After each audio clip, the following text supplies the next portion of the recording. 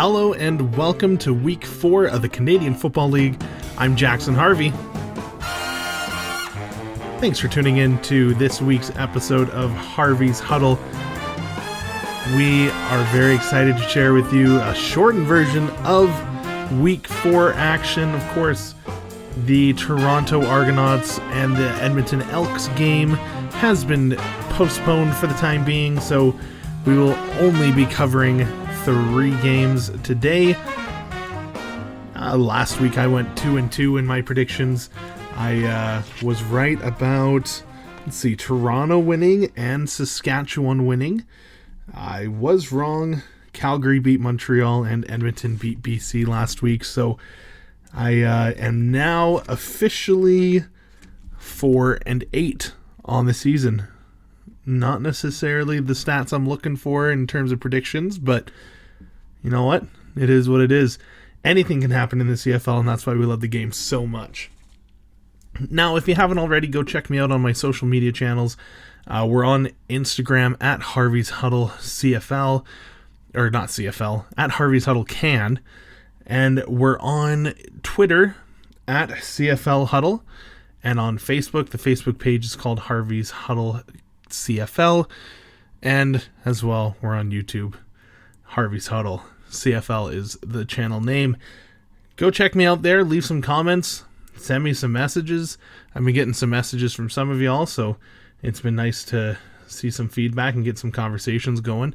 If you're interested in joining my CFL Fantasy League on TSN, CFL Fantasy Football, then shoot me a message. Let me know. I'll send you the link. And I've been trying to put it up on my Instagram bio, but it doesn't seem to like me putting 2 links up there. So shoot me a message, leave me a comment, and I'll send you a link to that if you are interested.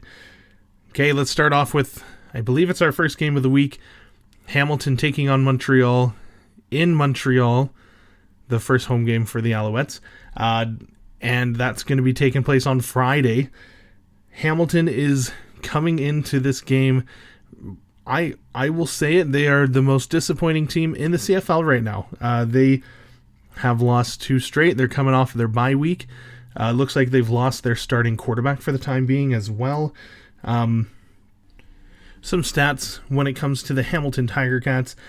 They're dead last in offensive points per game with only 6.5 offensive points per game. They're number 6 in the league when it comes to defensive completion percentage allowed, which is 66%. They're number 8 in the league when it comes to offensive completion percentage. 57.9% of their passes are being completed, which is astonishingly low. And they're number 8 in terms of offensive pass touchdowns in the CFL. Just, like I said, a massive disappointment, a terrible start to this season for what people thought was the best offense in the CFL. And they do not look it, and they took a massive blow with Jeremiah Masoli being deemed out due to a rib injury. Dane Evans will get the nod. We saw what Dane Evans could do in 2019. However, this seems to be a much different Hamilton team. Where's the offense? There's no rushing going on. There's no real pass attack to be worried about. They have played 2 pretty solid defenses in Winnipeg and Saskatchewan. So it will be interesting to see how they fare against Montreal, who I think Montreal is one of the best teams in the East Division right now. The fact is, and as much as we hate to hear it, this Hamilton team is no longer a high-speed offense. They are no longer the high-flying Ticats that we saw in 2019, and it's really costing them. They are the opposite of productive, and it's hurting this team a lot because the defense is pretty decent. The defense hasn't done a terrible job, but the offense just can't get anything going early on in this season. Now, I said that the defense, they're doing all right. They're not much better than the offensive side of the ball, but I think a lot of their problems stem from this offensive roadblock, if you will, for the Ticats, and they got to fix something. Maybe this maybe this Dane Evans switch is a good thing for the Ticats. I don't know. I don't know what the problem is.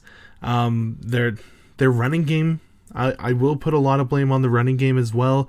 They're not able to run this ball well, and I think that puts a strain on your passing game. If you're not able to get the play action game going, you're not going to do well. That's just the hard facts for the Ticats is they need to get some production going. They need to put some points on the board because you're not going to win games if you're only putting 6.5 points on per game. Now, you want to talk about the opposite kind of offense to Hamilton is Montreal. I think Montreal is a fantastic offensive team. They had a very rough game versus Calgary.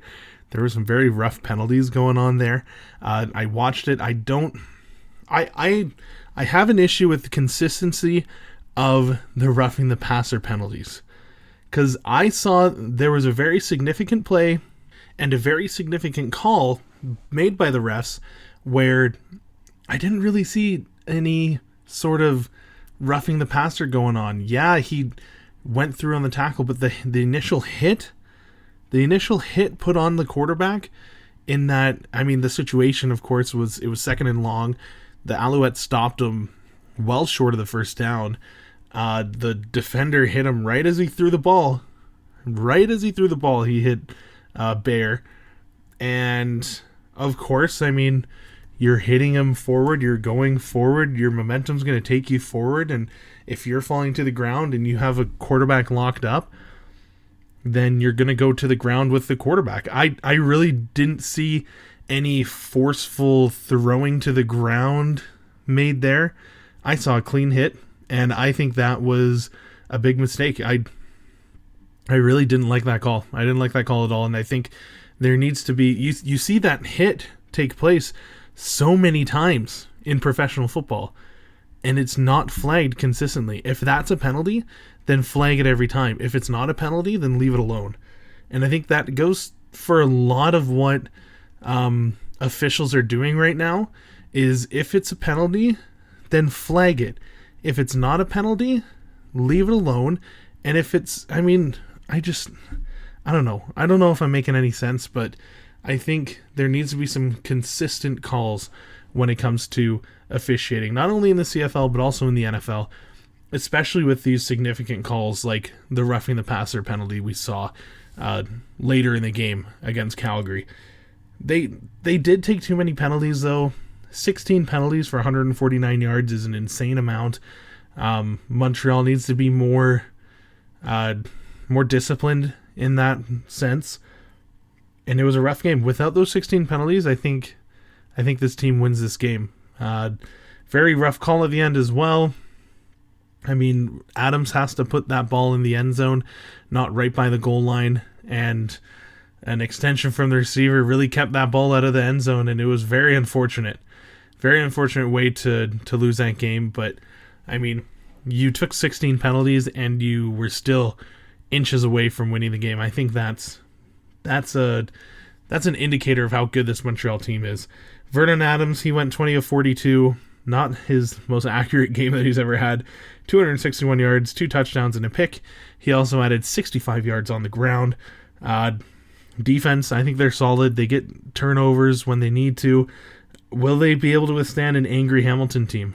Standback also on offense. He added 82 yards and a touchdown, and I think he's the second best running back in the league right now, and this is the second best running attack in the league, in my opinion. Maybe the third best. It's between them and Toronto there. But this defense is solid. They get turnovers. Will they be able to withstand this Hamilton team coming off the bye? Will Hamilton be coming out swinging with Dane Evans, their flashing new quarterback? I think they might see a little bit more production than they're used to. I'm going to be taking Montreal in this game, however, and I'm going to be taking them 34-20. I don't think Hamilton is the team that we all thought they were coming into the season, and I think it's going to show ultimately again in this game. We're going to see Montreal taking it 34-20. Now let's head over to the nation's capital in Ottawa. BC Lions taking on the Ottawa Red Blacks. It's going to be Rick Campbell's first return to Ottawa since 2019, since he was fired. So that'll be good for him. He won a Grey Cup with that team, and I'm sure they're going to give him a warm welcome to the nation's capital. BC had a very rough game, and this hurts. This one hurts. I think they definitely had the ability to beat Edmonton. However, and this may be an unpopular opinion, I think there is one person holding this team back right now, and it is Michael Riley. Riley went 15 of 24 on the night. He threw for 128 yards, no touchdowns and no picks. Shaq Cooper added 35 yards on the ground. For such an incredible offensive roster and such an incredible wide receiver room, throwing 128 yards on 15 passes is unacceptable. I'm just going to be completely honest. If it was anybody but Michael Riley, I think the CFL and its analysts would be imploding right now, saying, oh, this quarterback is inconsistent. Look at the team around him. He needs to be better and do better. He hasn't thrown a single passing touchdown in 3 games. 3 games. 2.5 really, but 3 games without a passing touchdown. He has 2 rushing touchdowns. Sure, great. But 3 games without a passing touchdown with the likes of Brian Burnham, Lucky Whitehead, you have Lamar Durant, you have Shaq Cooper now, you had Chris Rainey, and you haven't thrown a single touchdown. The only 2 touchdowns that the BC Lions have when Michael Riley's on the field are the 2 rushing touchdowns that Michael Riley has. Those are the only 2. Now, there is a quarterback who has thrown 2 passing touchdowns for the Lions. He threw them in week 1, and that's Nathan Roarick. Nathan Roarick, he threw a beautiful long bomb to Lucky Whitehead down the left side of the field against the Saskatchewan Roughriders in week 1, and he threw another one late in that game. Really brought that team back, and they almost won that game. Now, why... Again, this is going to be so unpopular for some people, but why not start Nathan Roarick? If I'm the BC Lions, I'm saying Riley's injured. Obviously, Michael Riley is obviously injured. He was not throwing deep balls the way that he usually does, and he hasn't been. Sure, the spiral looks better than it did week 1, but a lot of those balls were very poorly thrown last week. 2, Nathan Roarick, he's this rookie that you threw into the fire in Saskatchewan week 1, and although he had a rocky start, he did throw 2 picks in that game. You played him for a half, you took him out for 3/4 of a half, and then you put him back in at the end of the game. You never really have given Nathan Roarick a chance, BC Lions coaching staff. You really have never given him a chance to really thrive. When he was finally getting momentum, he was hitting receivers like crazy towards the end of the first half of his start. You pulled him. You pulled him for Michael Riley. Or did Michael Riley say, hey, I want to play? I think Riley's being a little stubborn. I think obviously he loves the game. Obviously I love Michael Riley. I think he's a great quarterback, a great figurehead for this league. But obviously there's something going on there. And if I'm Rick Campbell and the coaching staff, I'm going to try to take control of the situation and not let Riley's stubbornness affect this team, because this is a fantastic roster. This defense has played great through three games this season. They obviously didn't play great this past game. However, the defense has caused 5 turnovers, specifically interceptions. Now, if any team gets 5 turnovers in a 2-game span, 5 interceptions in a 2-game span, you would expect them to put up some points. The BC Lions have had 5 interceptions against Calgary and Edmonton in weeks 2 and 3. They have benefited with 1 point in those 5 interceptions. That is ridiculous. If you're watching the football game, the game against the Elks and the Lions, the first opening kickoff, Chris Rainey takes it almost the entire distance. 35-yard line. The Elks 35-yard line, I believe. Somewhere around that area. If I'm the Lions, I'm like, okay, sweet, let's go capitalize, let's get a touchdown. And nope.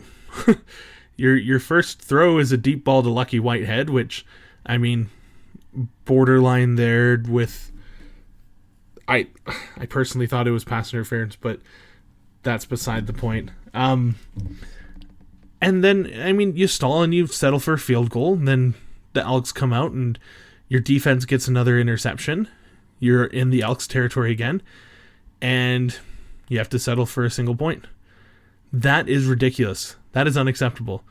That is a situation that you're in as a professional football team where you should come away with 2 touchdowns and you should have a stranglehold of this game within the first 7 minutes.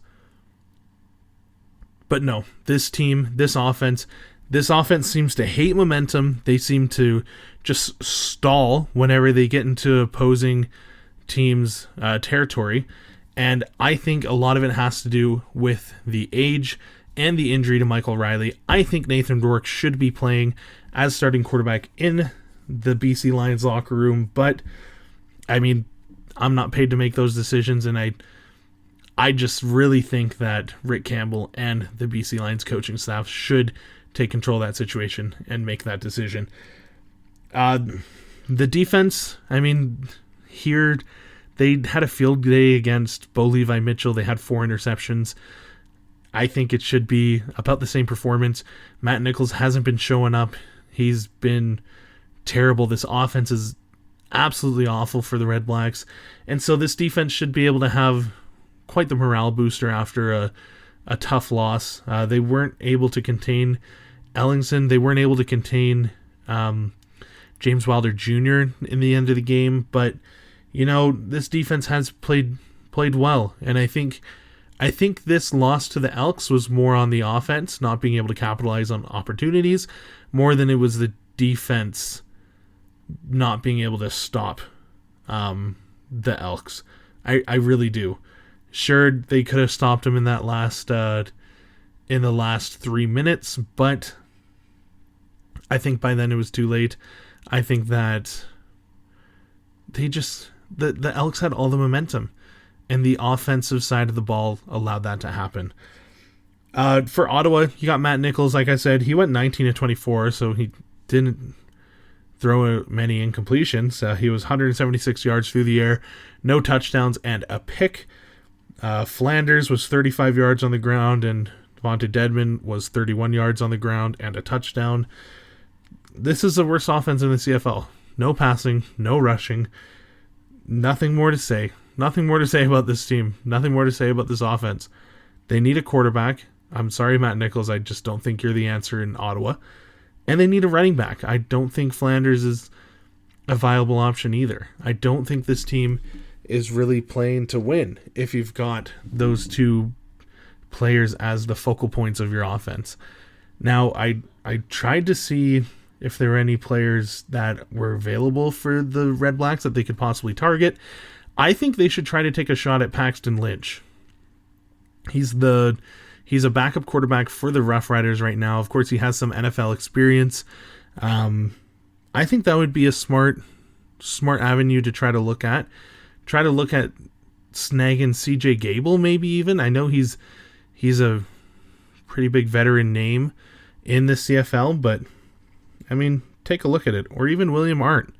He was on the Lions roster for training camp, and he was let go late in the training camp process. So maybe take a look at a few of those players if I'm Ottawa, but like I said, I don't get paid to make those decisions. I just really don't get paid at all. I just run my mouth. This defense is pretty good for Ottawa.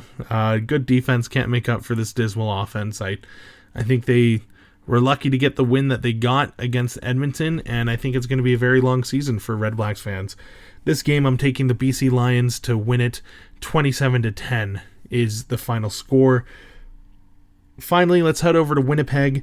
Winnipeg's taking on the Calgary Stampeders. Stampeders, Mayer played pretty well. If you're a Stampeders fan, you're happy to see a quarterback that actually hit open receivers.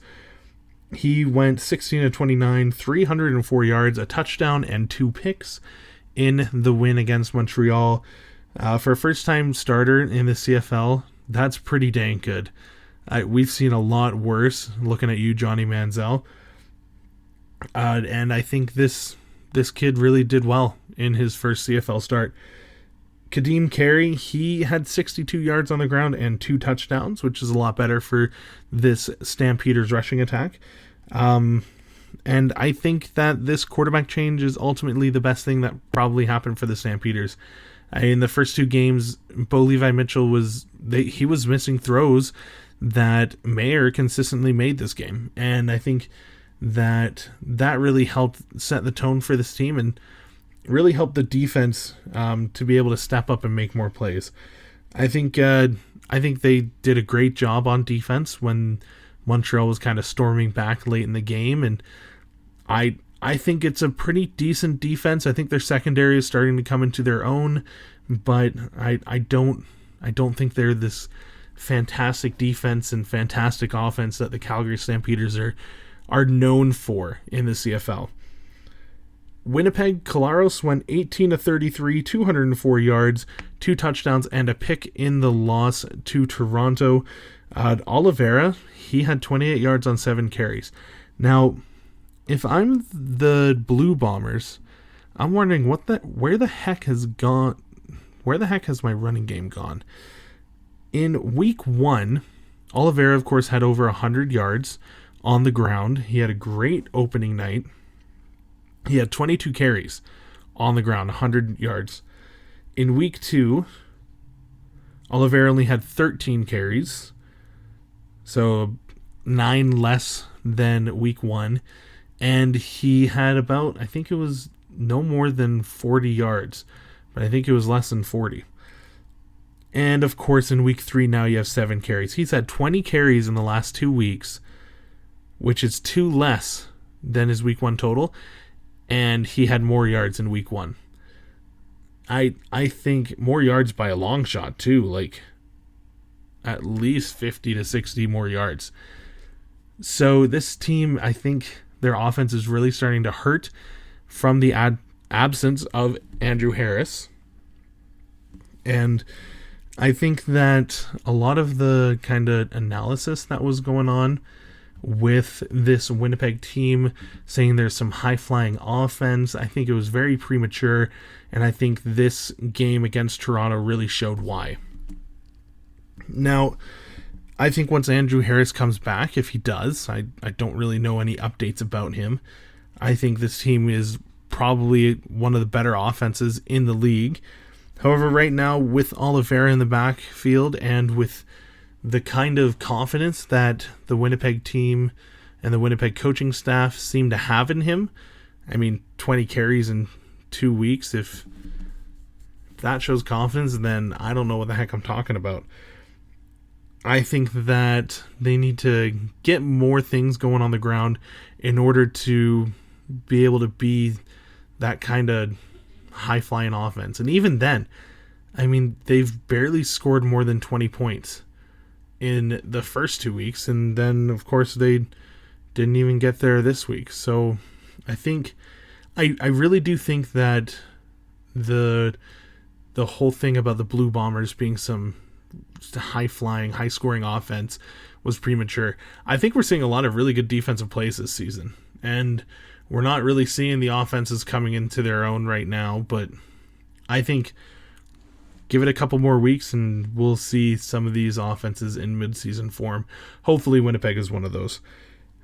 The rush defense for the Blue Bombers has allowed 272 yards in their 2 games back-to-back against the Argonauts. That's something, if I'm Calgary, I'm taking Kadeem Carey and I'm just running him till he can't run no more. I'm trying to exploit this rush defense of the Blue Bombers. Arbuckle really picked this defense apart too. I'm nervous to see if Mayer can do the same, but Arbuckle played a really good game and hit some really good targets downfield. And there was, of course, 2 missed field goals by the Blue Bombers in that loss. However, I don't think that Blue Bombers fans will have to mourn for too long. I think this is going to be an easy win for them. I am taking the Blue Bombers 32-15 as the final score. Sorry, Calgary fans, I just don't think you're going to get it done in Winnipeg. There you have it. I've got Montreal winning, BC winning against Ottawa, and Winnipeg taking it over the Stampeders. Let me know what you think. Like I said, hit me up on Instagram at Harvey'sHuddleCan or on Twitter at CFLHuddle. Or if you're watching this on YouTube, leave a comment, subscribe to this. We love to hear your feedback, and I love to get that conversation going. Thank you so much for listening. I'm Jackson Harvey. This has been Harvey's Huddle. Take care.